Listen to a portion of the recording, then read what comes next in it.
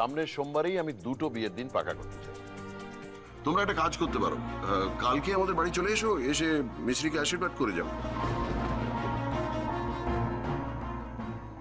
আমি যদি তোদের এতজনকে প্রাণপাত করে শিখিয়ে পড়িয়ে মানুষ করে তুলতে পারি, তোরা সবাই মিলে একরত্তি একটা মেয়েকে মানুষ করতে পারবি না?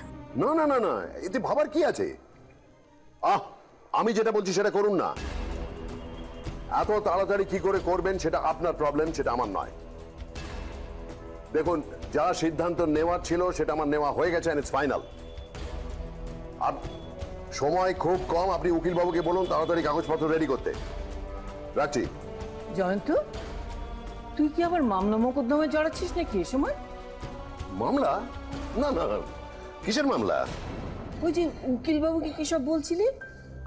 ও না না, ওটা মামলা নয়, অন্য ব্যাপার, ওসব তুমি বুঝবে না। বলো, কোনো দরকার ছিল? হ্যাঁ, দরকার তো ছিলই। কালকে সবাই আসবে, আশীর্বাদের সমস্ত ব্যবস্থা করা এটা চারটিখানি কথা নয়? হ্যাঁ, করে ফেলো। আরেকটা কথা। হ্যাঁ বলো। আশীর্বাদ তো হবে, কিন্তু মিষ্টিকে সম্প্রদান করবে কি? কেন আমি? কি বলছিস জয়ন্ত? মিষ্টির বাবা তো এখনো বেঁচে।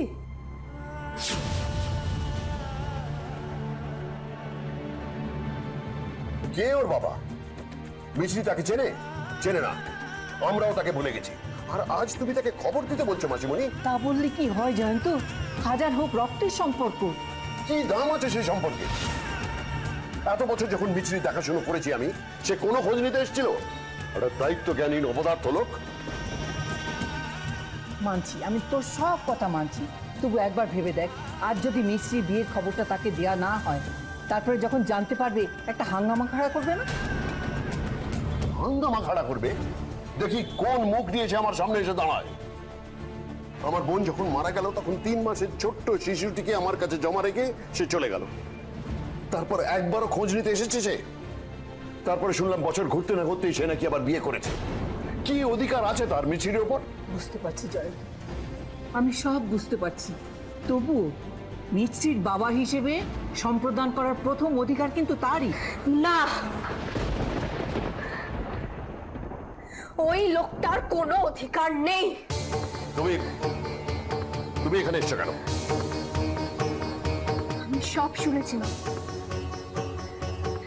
সোনালি মা। আমার কাছে আমার মামুই আমার মা, আমার মামুই আমার বাবা। তোমরা দুজনেই আমার কাছে সবকিছু। আমি কাউকে চিনি না আর চিনতেও চাই না। কি ছেলে মানুষই করছিস মিছরি? না, আমি ছেলে মানুষই করছি না। যা বলছি ভেবে চিনতে বলছি। এই বিয়েটা যে আমি করছি সেটা শুধুমাত্র মামুর জন্য। নাহলে পৃথিবীতে কারুর সাধ্য ছিল না আমাকে বিয়ে দেওয়ার। আমি চোখ বন্ধ করে আমার ভবিষ্যৎটা আমি মামুর হাতে ছেড়ে দিতে পারি। আমি আর কারোকে বিশ্বাস করি না, কাউকে না।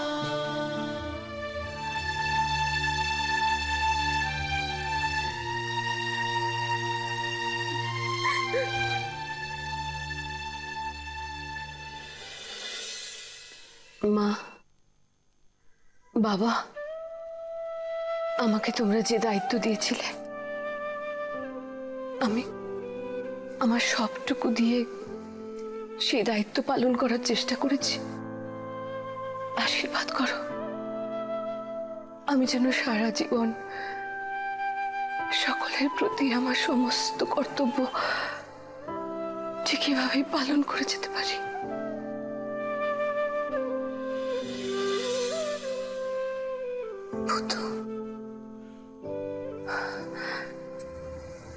ওকে তোমরা আশীর্বাদ করো, আমার ভাইটা যেন জীবনে সুখী হয়, ও যেন অনেক সুখী হয়।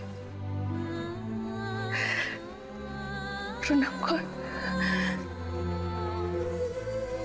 না, আমি যাবো যাবো যাবো যাবো যাবো না। তুমি যাবে না। হ্যাঁ আমি যাবো না। যাবে না। হ্যাঁ। কি হয়েছে গুবলু বাবু? আমি তোমার বউকে আশীর্বাদ করতে যাব। দেখেছো তো বর্দিমা, তখন থেকে বলছে ওখানে বাচ্চারা যায় না, তাও আমার কথা শুনছে না। এই তোরা যদি সবাই চলে যাস তাহলে ওকে সামলাবো কি করে? সেটা আমি কি করে জানি? তুই ম্যানেজ করবি, আর আমরা তো তোর বউকেই আশীর্বাদ করতে যাচ্ছি। এই মারবো না এক ঘাট। তোর বয়স কত রে? হ্যাঁ, তুই তো মিছরির থেকে ছোট, তুই আবার কি আশীর্বাদ করবি? তুই আমার সাথে এই বাড়িতে থাকবি। বলে গেছে আমার থাকতে, আমি ছোট তো কি হয়েছে, আশীর্বাদ করবো না, তাও যাবো। না যাবে না, বলছি তো যাবে না। বর্দিমা দেখেছো তো কি বাজে ছেলে। আচ্ছা আচ্ছা ঠিক আছে, শান্ত হয় একটু, ওকে আমি সামলে নেব। গুবলু বাবু, শোনো না, ওদের যেতে দাও। তুমি আর আমি কালকে বাড়িতে থাকবো, আর একটা নতুন খেলা খেলবো। কি খেলা? সেটা না আমি কালকেই তোমাকে বলবো, ওদের কাউকে বলবো না। হ্যাঁ, তুমি গুবলুর সঙ্গে থাকবে কি করে? তাহলে তুমি দাদা ভাইয়ের বউকে আশীর্বাদ করতে যাবে না? না,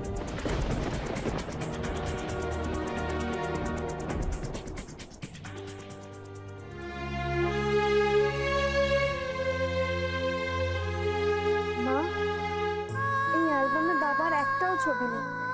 কি করে থাকবে বলো তো? সে তো আমার কোনোদিনও খোঁজও নেয়নি, তো মুখটাও মনে নেই।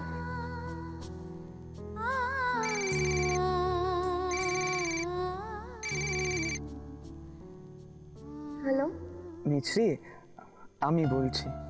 হ্যাঁ ভূত, বলো। মিছরি, তোমার কি হয়েছে? গলাটা এরকম লাগছে। আমার কিচ্ছু ভালো লাগছে না, কিচ্ছু না। কি হয়েছে মিছরি? মামু মামু বকেছে? না, বাবু কেন বকতে যাবে? আমি তো মামুর কেউ নই না। কি বলছো তুমি? মাথা আবার বিক্রি হলো কেন? সম্প্রদান মানে কি তুমি জানো? সম্প্রদান? হ্যাঁ জানি তো। সম্প্রদান মানে কাউকে কিছু দিয়ে দেওয়া, নিজের অধিকার কারুর হাতে তুলে দেওয়া। ছোটবেলা থেকে জেনে এসেছি মামু আর সোনাদিন মারি আমার প্রতি অধিকার আছে। আজ হঠাৎ শুনলাম আমাকে নাকি অন্য লোক সম্প্রদান করবে। মানে? আমার একজন বাবা আছে, তুমি সেটা জানতে ভূত? না মানে থাকাই তো স্বাভাবিক। কোনটা স্বাভাবিক বলো তো? আমার বাবা আছে, কিন্তু আমি তাকে কোনো দিনও দেখিনি। আমার মায়ের ফটো আছে আমার অ্যালবামে, কিন্তু বাবার ফটো নেই। আমার তার মুখটাও মনে নেই। সে আমাকে কোনোদিনও ভালোবাসেনি, আমার কাছে আসেনি, আমার কোনো খোঁজও রাখেনি। কিন্তু আজ সে নাকি আমার সম্প্রদান করবে। এটা তোমার স্বাভাবিক মনে হচ্ছে ভূত? মিছরি, আমি ঠিক ব্যাপারটা জানতাম না। আমি যার কোনোদিনও ছিলামই না, সে নাকি আজ আমার সম্প্রদান করবে। কোন অধিকারে, কোন অধিকারে বলো? আমি বুঝতে পারছি তোমার তোমার খুব কষ্ট হচ্ছে, কিন্তু মাথাটা একটু ঠান্ডা করো প্লিজ। খুব কান্না পাচ্ছে, খুব। আমি তো শুধুমাত্র দুজনকেই চিনি, যাকে আমার গার্জিয়ান বলে মনে হয়, আমার নিজের লোক, সোনাদিম্মা আর মামু। আর এখন আরেকজন আছে, তোমার বর্দিমা। প্রথমবার তোমার বর্দিমাকে দেখে মনে হয়েছিল সে আমার নিজের মায়ের মতো। তার আঁচলে আমি প্রথমবার মায়ের গন্ধ পেয়েছি। আমি এখন তাকে আমার নিজের লোক মনে করি। আর আমার বাবা, সে তো আমার জীবনে কোথাও নেই, কোথাও না। কোথাও নেই? মিছরি, এই কথাটা বলে কি বাস্তবকে অস্বীকার করা যায়? যায় না তো। যে বাবা জন্মের পরেই হারিয়ে গেছিল, সেই বাবাকে আমি আমার জীবনে চাই না। তুমি না চাইলেও উনি তো তোমার বাবা। তুমি এই সত্যিটা কোনো দিনও মুছে ফেলতে পারবে না মিছরি। তবু উনি তো তোমার বাবা। দেখো, উনি ওনার কর্তব্য পালন করেননি বলে কি তুমিও করবে না? মিছরি, তুমি তোমার জীবন নতুন করে শুরু করছো, তাই সবাইকে ক্ষমা করে দাও, সবাইকে প্লিজ। মিছরি দেখো, আমাদের সকলের আশীর্বাদ চাই, সকলের। মিছরি, মিছরি, তুমি আমার কথা শুনছো? মিছরি, আর কষ্ট পেও না, লক্ষ্মী মেয়ে। মিছরি, আমি তোমাকে একটু পরে ফোন করছি। হ্যাঁ, আচ্ছা ঠিক আছে। বাই। এই মিষ্টি, এই দেখ, এই দেখ এই শাড়িগুলো। আরে ওঠ না, ওঠ ওঠ ওঠ, এই শাড়িগুলো দেখ, তোর আশীর্বাদে পড়তে হবে তো। বস। আরে এখানে বসলে দেখাবো কি করে, ভেতরে ঢুকে বস। হ্যাঁ, এই দেখ এই শাড়িগুলো। তা সরা, বাবা আমাকে তো বসতে দিবি। এই দেখ এই শাড়িটা,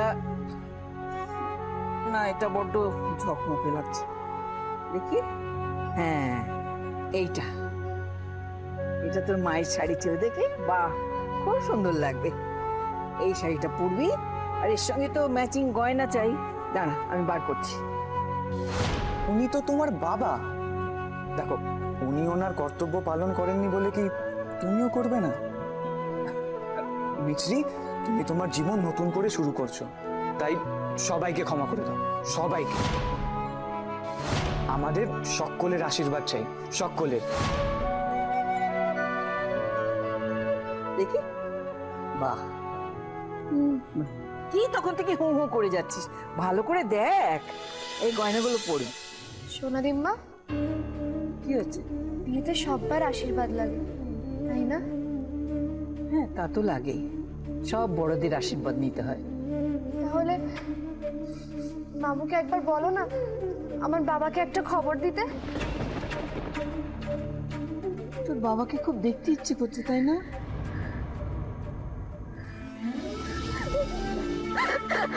ও সোনাদিম্মা, মামুকে একবার বলো না আমার বাবাকে খবর দিতে, প্লিজ সোনাদিম্মা।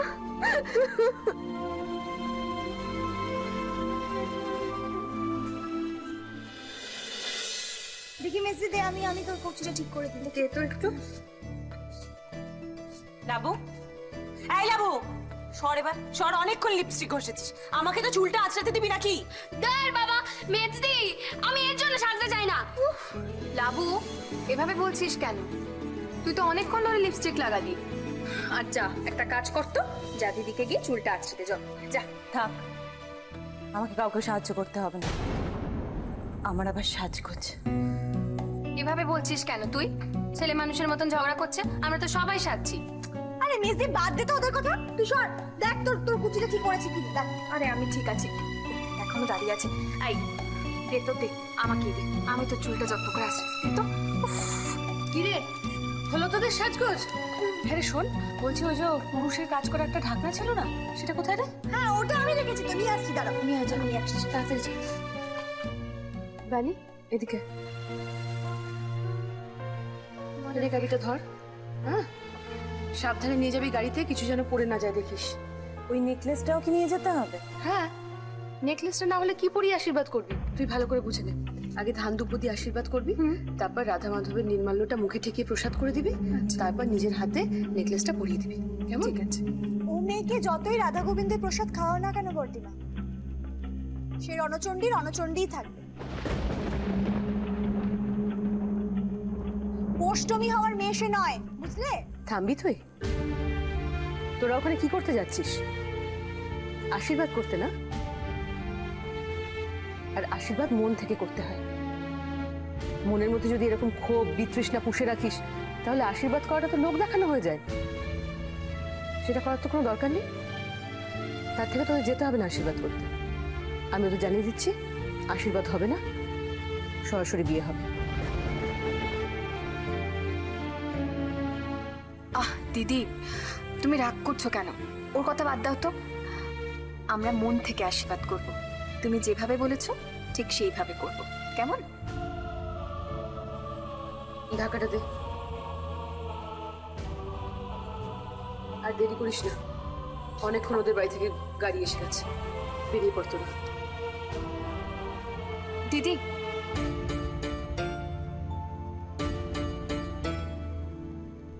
দিদি বলছিলাম যে তুমিও তো আমাদের সঙ্গে যেতে পারো। না,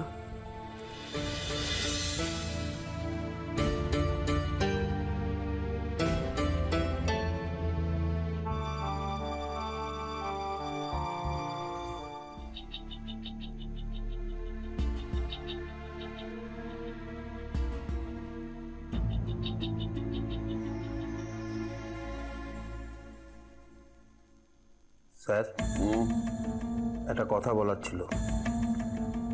বলে ফেলুন। বলছিলাম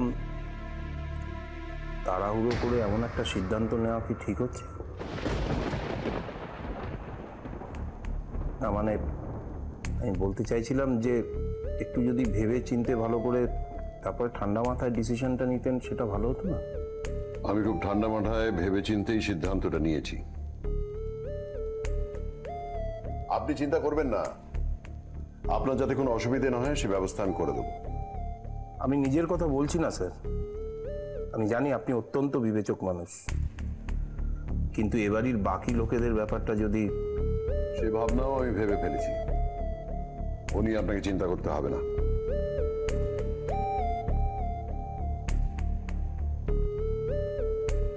আর কিছু নেই তো? না স্যার, আমি আসছি স্যার।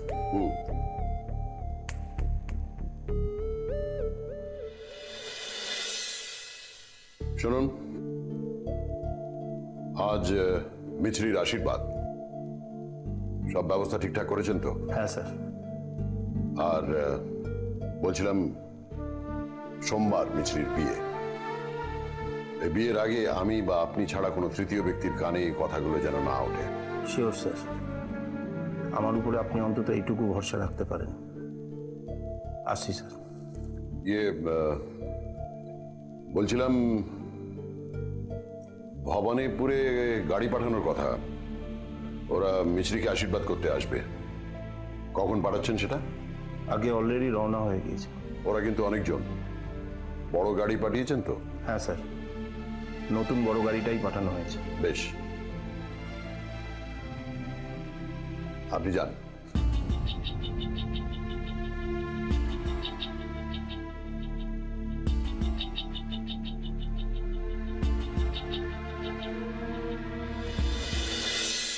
আমি বলছি তো আমি এই শাড়িটাই পরবো। এদিকে তো আজ তোর আশীর্বাদ, আজকের দিনে অন্তত একটু নরম সরম হয়ে থাক। আর শোন, বিয়ের কোণেকে কি পড়বি কি পড়বি না এই নিয়ে অত কথা বলতে নেই। শোনো শোনো দিম্মা, আমার বিয়ে হচ্ছে বলে এটার মানে এটা নয় যে আমি পুরো গোটা মানুষটাই পাল্টে যাব। আর তুমি আমার কথা কেন শুনছো না বলো তো? আমি এই শাড়িটাই পরবো। বাবারে, কিন্তু এইটা পরলে আরো বেশি ভালো মানাতো। না, এই দুলটার সাথে তো এটার মানাবে না। শোন, তুই একটা এত সুন্দর বেনারসি পরছিস, তার সঙ্গে একটা ভারী দুল পর। আরো কত দুল আছে, এই দেখ না, আমি দেখাচ্ছি তোকে। এই একটা কি সুন্দর একটা দুল আছে, কি সুন্দর একটা কান আছে, তার সঙ্গে আবার ঝুমকো আছে।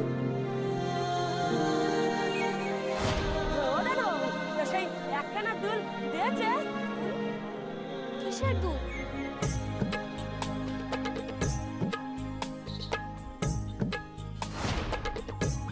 আরো কত দুল আছে, দেখ না। এই কি এত ভাবছিস? না শোনা দিম্মা, তুমি আমাকে এটা পড়তে বলো, এটা পড়তে বলো, তুমি আমাকে যে কোনো শাড়ি পরতে বলো, তুমি যে কোনো ধরনের গয়নাও পরতে বলতে পারো, আমি সব পরতে রাজি আছি।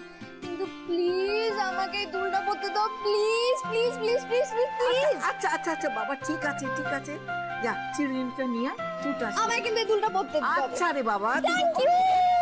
পাগল করে দিবে একদম মেয়েরা। দেখি ভালো করে চুলটা আসতে দিবে।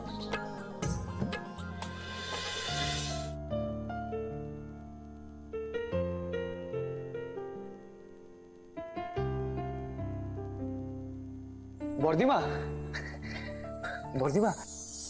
হ্যাঁ রে, তুই হুট করে কোথায় চলে গেলি বলতো? ওরা যাওয়ার সময় তোর কত খোঁজ করছিল। ওরা তো আশীর্বাদ করতে যাবে, আমার কি দরকার?